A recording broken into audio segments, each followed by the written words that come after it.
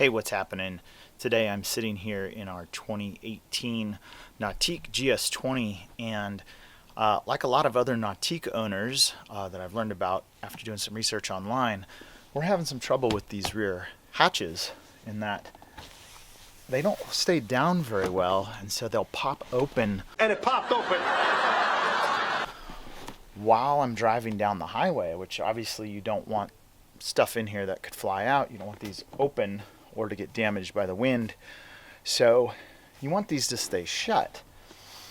So you can push them down, but what tends to happen with these is that the rubber right here tends to get worn out. So the first thing you need to do is make sure that the rubber insert for this little hatch latch is good, and these are pretty cheap and easy to replace. I'm going to show you step one is to make sure you have this replaced with a good one. Now if you don't have one on hand yet and you had to order it or something, you can steal one from a less critical spot on your boat. So for instance, on our walkthrough area here, there's a seat filler cushion that could go here, and we don't use that seat cushion. So I've got two of those same exact rubber latch catches, and this one looks like it's in pretty good shape. So I'm gonna go ahead and just steal this one and put it on the rear hatch really quick. So I'll show you how to do that. So I'm gonna go ahead and take this one. Now there's these two screws here. I don't even need to touch those. There's a third screw in the very center, and it's just a number 2 Phillips. And so I'm just going to unscrew. It's just a little stainless steel screw, and then this should just lift out like so. So I got the little screw in there, and that just lifts out. So I'm going to take the one out of the back hatch and literally just swap them. Okay, we're back here at the rear hatch, and this is the one I want to replace. So I'm going to just take that screw out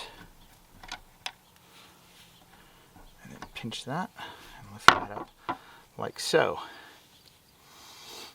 And I don't know if you could see, but yeah, this rubber, especially on one side, is pretty worn. There's some little pieces of rubber down there. This one looks a lot better, and obviously new ones are really nice and tight. So we'll get that old one out of the way. We'll push our screw through the bottom, straight down in.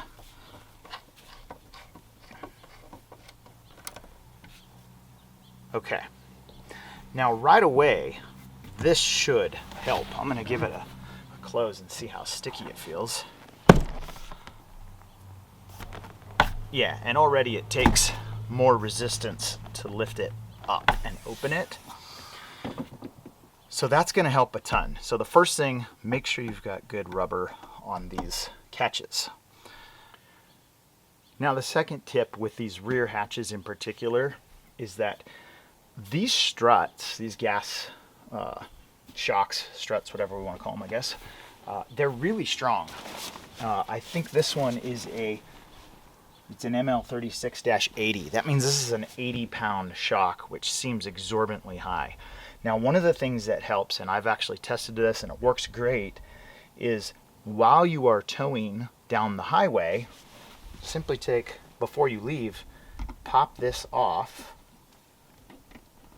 like so with a flathead screwdriver, and just let that hang down and take the shock off altogether.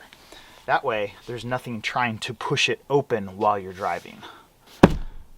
It's closed, it's going to stay down just fine. Now the second thing, if you don't want to worry about having to take these on and off when you are every time you trailer the boat, is to just simply replace this with a slightly lower powered, or maybe somewhat lower powered, shock. And so I've done some research online, and a lot of other Nautique owners have been using a 25-pound shock. So today I'm going to take that off altogether, and I have here a replacement shock.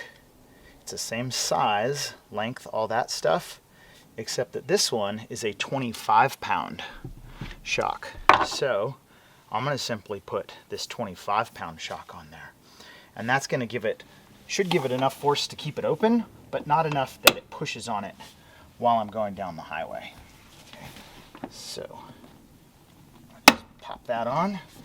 Really easy to install, obviously. And it's enough to hold it. It doesn't shove it open, but it holds it kind of wherever you put it. So if you open it all the way, it seems to stay just fine.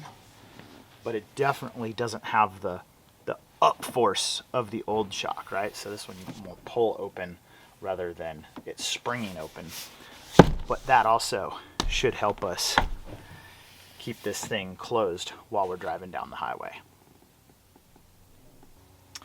Now, as long as we're replacing shocks, my glove box shock is completely shot. So we're gonna swap that as well. And it's the same process. Now, I got these, I'll put a link to these on Amazon, but I got these, and I think these are 25-pound shocks as well. Yeah, these are 25-pound. Again, I'll put a link in the description to these. I just got these on Amazon, but we're gonna do the same exact process here. We're gonna take the old one off, which is not incredibly hard with this. Just pry that out with a screwdriver. And then let's do this side. Take that, and it just pops off. And I think, yeah, those are the same length.